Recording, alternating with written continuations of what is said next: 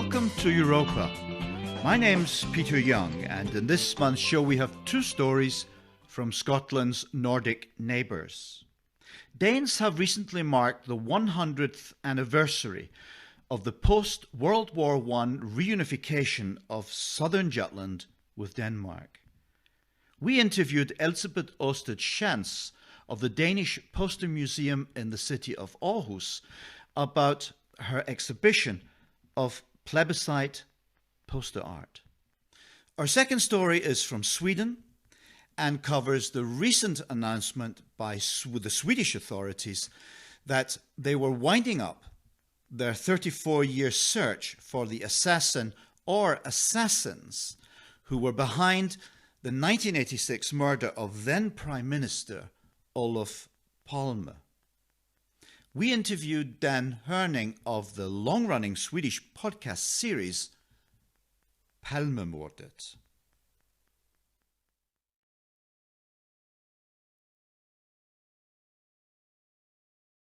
I'm speaking with Elsebeth Osted Schantz, curator and head of the Danish Poster Museum in the city of Aarhus. Yes. Elsebeth, what is the Poster Museum and where did you get your posters? The Poster Museum is, as the name says it, a museum about and with posters. It is situated, the Danish Poster Museum is situated in Aarhus, in a museum, a bigger museum that is called the Old Town, Den Gamle By, which is an open air museum. So we are a department of the open air museum, Den Gamle By. I see. And we have approximately 200,000 posters. And we are getting our posters by active collecting policy. When we are doing some special exhibitions, we know, well, we haven't got posters about, let's say, punk music. We only have 5, so we have to collect some punk music posters, okay. or things like that. So we have a collective policy, and then people are very, very kind to give us posters. They are writing to me or ringing to me and saying, we are at the moment getting rid of things in our house. Could you use these posters? So. Okay. In that, you can say, a passive collective way, we are also getting posters. I see. So it's basically a collection of Danish cultural history. It's Danish cultural history in poster form. It's posters from all over the world. It's not just Danish.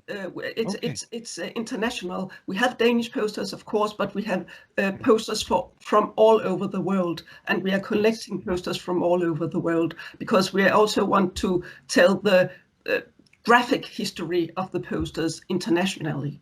So, yeah. I see. On the specific issue of the reunification of southern Jutland with Denmark. Yes. I believe you have a special exhibition at the moment. Yes. I'm not sure if it's open, but it is. Could you tell us a little about that? It is open. Oh. It is open, yes. And it's open for the rest of the year because of all this COVID-19 corona situation. We have prolonged the exhibition, so it is now open for the rest of the year. Okay. So could you tell us a little bit about the content and, yes, why you've done this? Yes, of course.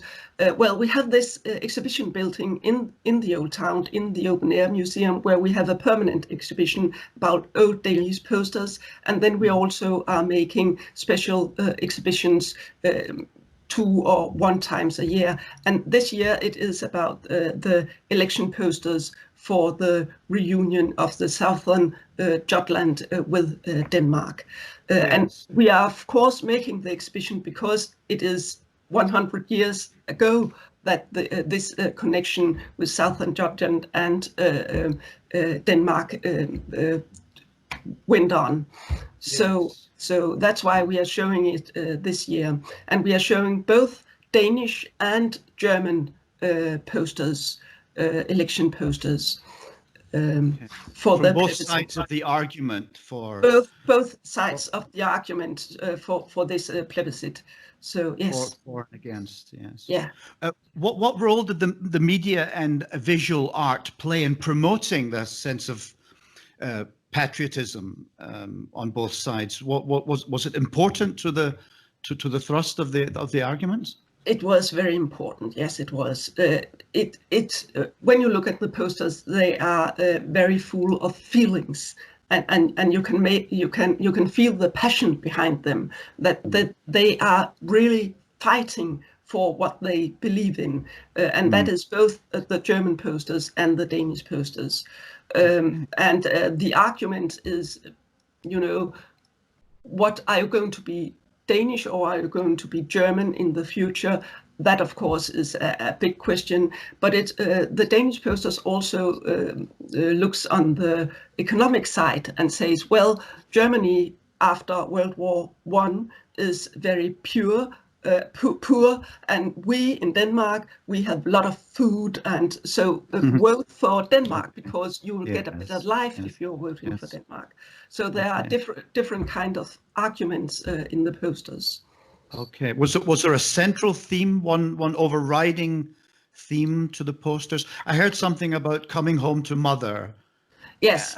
A sense of the motherland. Yes, that's a Danish poster, one of the really strong posters, saying that yes, that southern Germany was part of Denmark before 1964 when we lost the war to Germany. So 1864, yes. Yes, sorry, 1864, so it states that we have the right to this part of Germany because it is old Danish land. So come back to the motherland, it says. And what was the German theme? Did they have a particular message they were conveying to the voters?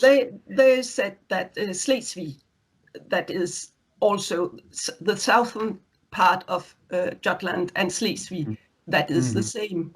And they say Schleswig was part of Germany. And back in time, before 1864, it was part of Germany. So they mean that it should go to Germany. So that's a very important argument for them. The historic fact that it was once part of Germany. So it should be that again. Can I go on a little deviation here? I don't know if you can answer this, but I understand the plebiscite, the referendum, was a result of the Versailles Treaty, the peace treaty after World War I. But were there any attempts before 1920 to hold a referendum or a plebiscite on the status of Schleswig-Holstein? No, there wasn't. There was a wish from the southern part of Denmark to do so, and not make a plebiscite, but to get the country back to Denmark, or that part of the country back to Denmark. But there was never talk about a plebiscite. No.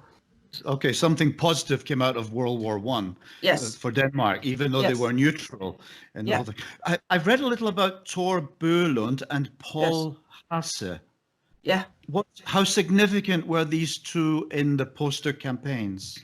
Thor Bølund was very significant. He made the most of the posters, posters that the Danish government wanted to be made and that they asked for. He made them. So he was very significant. I think he made about 10 posters.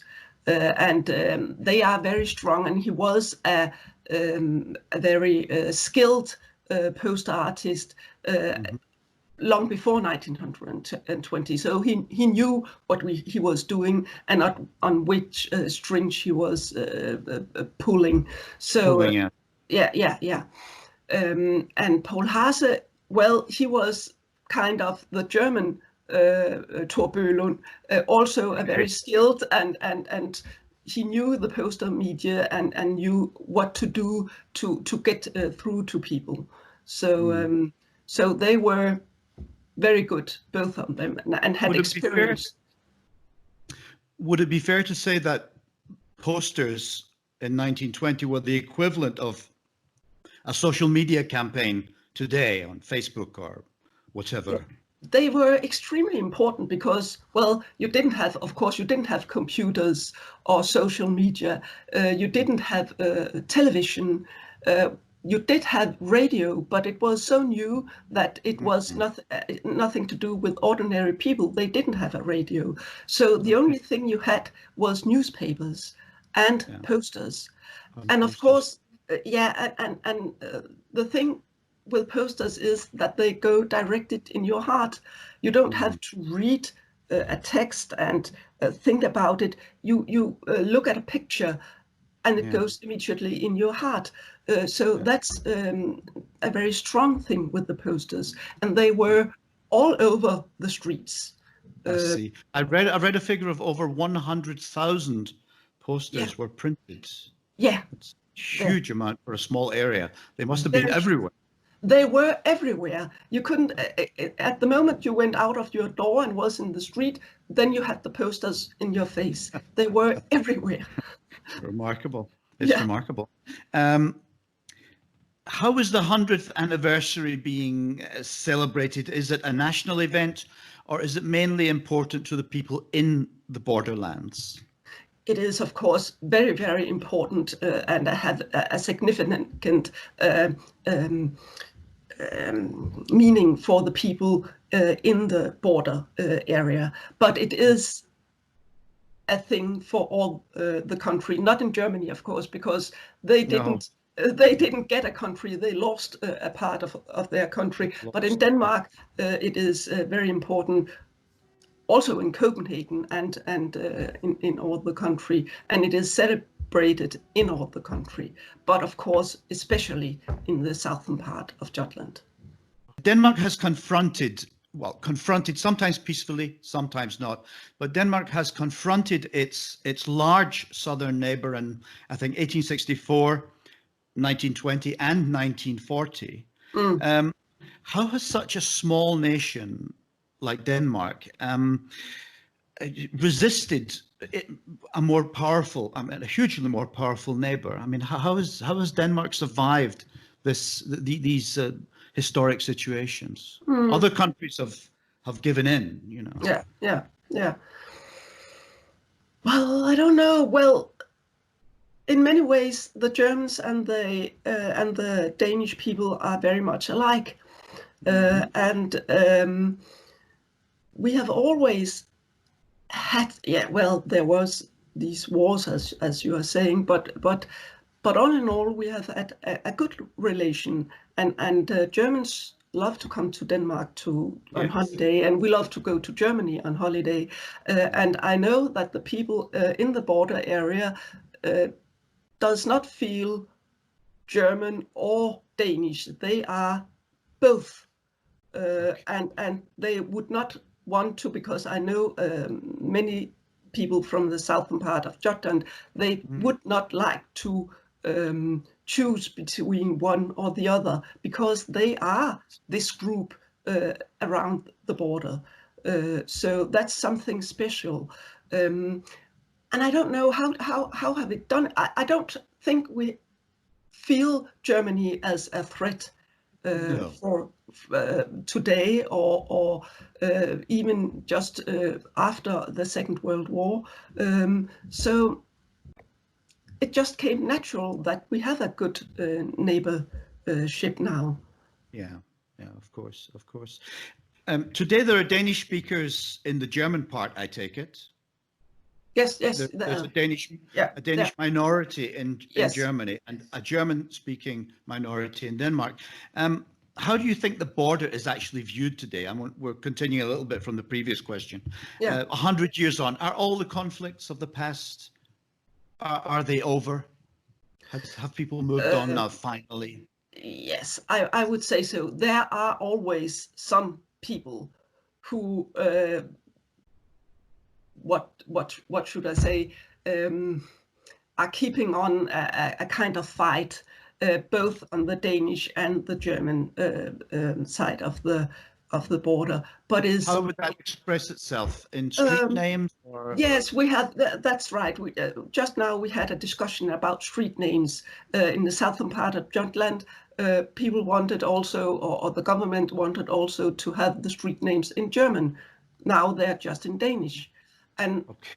that made very strong feelings in some of the people who said, "No way, this is Danish land. Why should we write the street names in German?" But on the other hand, in Germany, on the other side of the border, you have the street names in both Danish and German. So why shouldn't we? Yes. But some people have strong feelings about it still. But it is very few, in fact. Okay.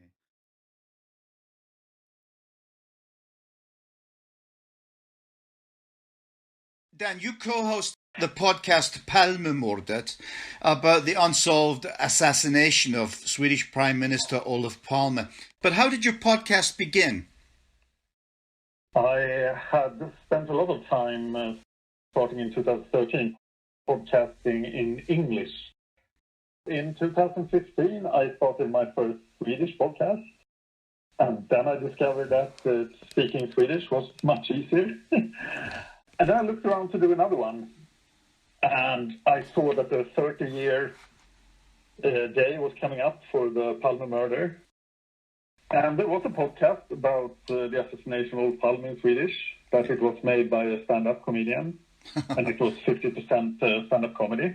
But then I thought, okay, I could do this much drier and more fact-oriented. I think I got out like 3 episodes before the 28th of February 2016.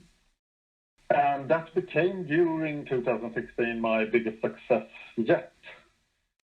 The Swedish prosecutor recently pointed to a likely assassin, the late Stig Engström, also known as Scandiaman.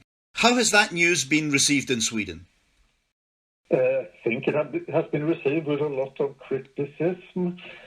I think the major point of criticism was that there was nothing new. I covered almost everything he talked about in my first few episodes about Scandiamannen back in 2016. But then there were a lot of new facts about Stig Engström in 2018 from the Filter magazine and the book by Thomas Pettersson. Uh-huh. But that wasn't really included in the press conference. So the press conference was really basic. It's like he was close to the murder, he's lying. But that was what people said already back in 93 about him. Among the police, people said that in June 86. Earlier this year, there was talk about a breakthrough in the investigation. And the sense was that, wow, they've got DNA evidence, they've found the gun, or something very, very significant. But was there any DNA? Was there a gun? Was there even a motive mentioned? They did test shoot a couple of guns, and then they discovered that they had never been able to test shoot the bullets. The bullets are in too bad a condition to test shoot any weapon. I see. Ever. But the leading... looking for the English word, the leading crime lab technician, Tommy Björk, he said to the media, but I have tested 400 guns in the Palme murder. I have molds of the bullets when they were fresh. I could do it. Why can't you? He's retired now.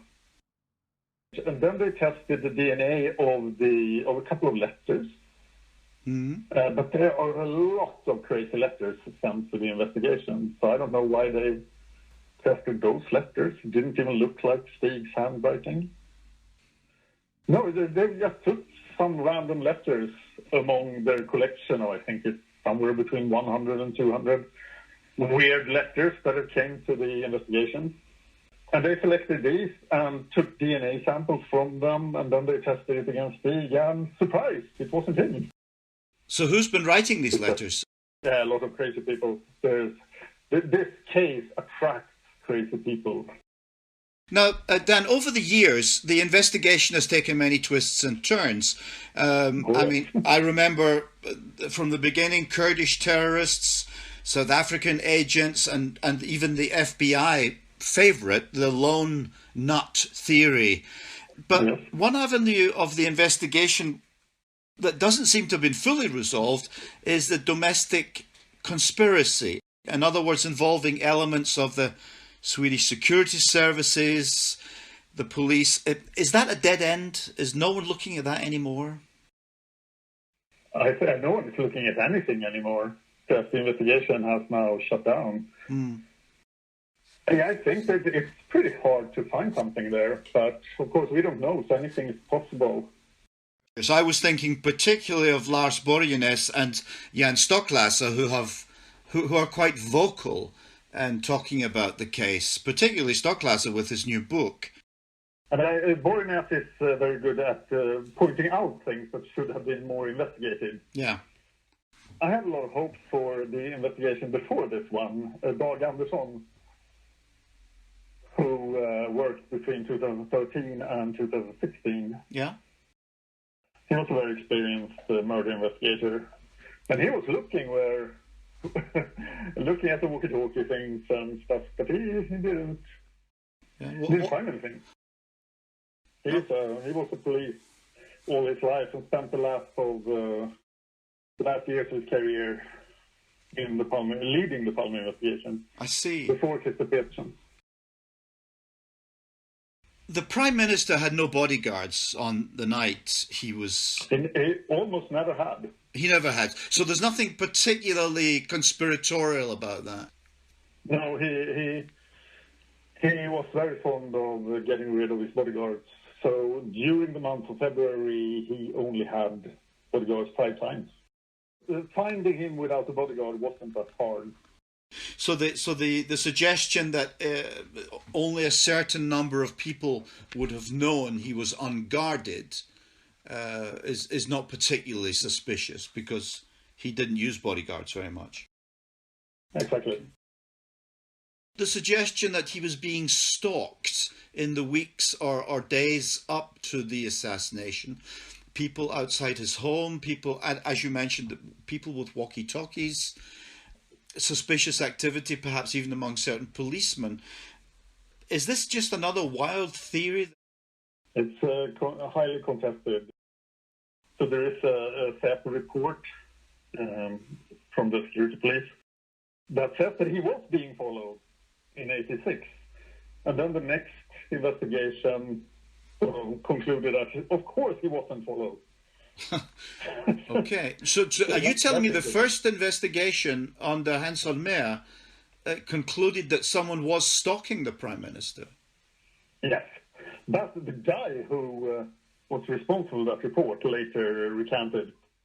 So, but I mean, it's a search for justice, and that's the positive angle on it. It's a search for a resolution to a crime. It seems so unfair, because Palme was you know, well, however you think of him, he was highly respected across the world and did a lot of good. True. It just seems so unfair that someone should die so horribly and never have any form for justice, you know, one way or the other. How an investigation can go so wrong is one of the biggest interesting subjects about the murder. The investigation then is basically shut down. Does this mean the end of the Palme podcast? I was hoping for the end of the Palme podcast. I was hoping to get a solution. But when I saw that press conference, I realized, now we got at least another 8 years of content with all these documents coming out. The regular secrecy for an ongoing investigation is no longer valid. So all the documents are now available for request. Somebody has to sit down and look at, okay, does this reveal any state secrets? Can we put any other secrecy on this? And if they can't, then they have to deliver it. So there's a movement to try and get all of the documents into the public domain. Yes. Now, when you mentioned Stay Behind, this was also related to Palme's assassination and a possible, what could you say, an organization which would have survived an eventual Russian takeover of Sweden. Yes, that's an interesting angle, of course, with the Gladio in Italy, etc. Or the sense being that Palme was perhaps too close to the communists at the time, too close to Russia, or? I think that's Bornet's theory, and a lot of other people, that this meeting in Russia in April was something that should be stopped. Okay, he was going for a meeting in Russia in the April. So that was the Borness angle. There's a lot of people taking that angle, but Swedish right-wing interests were too scared of letting him go to Russia. But what could one man have done? What could he have done? Good question. But I think the people that were most afraid of it feared that he would sell out Sweden and make it an Eastern Republic in the Warsaw Pact. That seems so far-fetched. Yes. Especially from what we now know about how close Palme was working with NATO. They didn't know that the people on the far right in Sweden, they didn't know how close Palme worked with NATO. No. So they only saw what they feared.